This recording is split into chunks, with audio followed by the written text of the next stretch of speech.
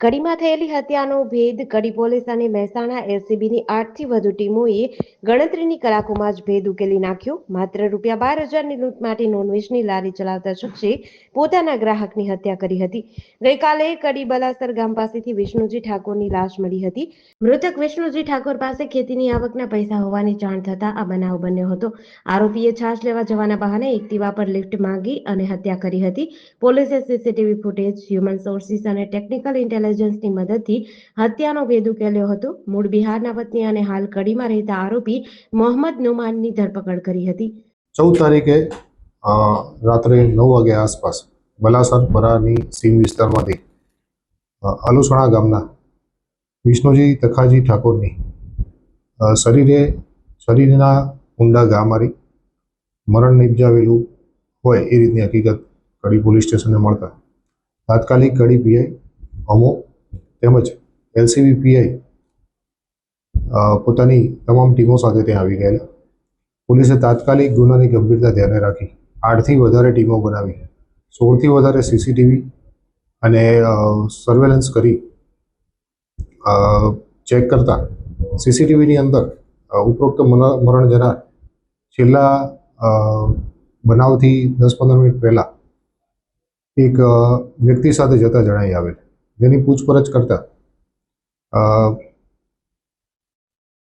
મોહમ્મદ નોમાન ખલીલુર રહેમાન મૂળ રહેઠાણ બિહાર કે જેઓ પશુપતિ ઇન્ડસ્ટ્રીઝની સામે જસીબેનના ખેતરની અંદર બનાવેલી હોડીમાં ભાડેથી રહેતા હતા અને જાદવપુરા ખાતે નોનવેજની દુકાન ચલાવતા હતા.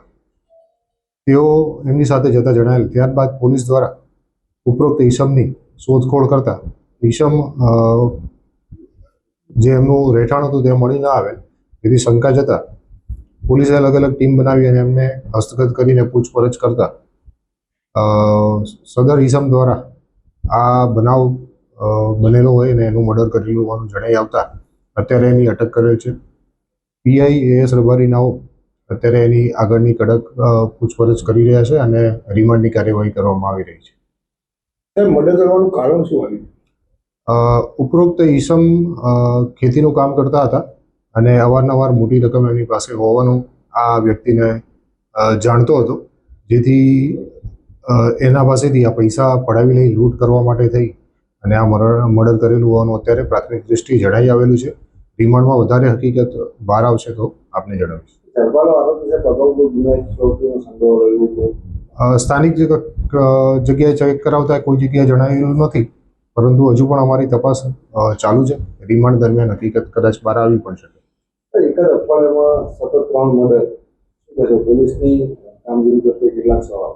પોલીસે તમામ મર્ડરના ડિટેક્શન 24 કલાકમાં કરેલા છે અને તમામ આરોપીને પણ અમે 24 કલાકની અંદર પકડેલા છે. એટલે પોલીસની કામગીરી સારી છે. પોલીસ તો ઘટના બને પછી જ એક્ટિવ થાય તો એને અટકાવવા માટે શું પગલાં લે?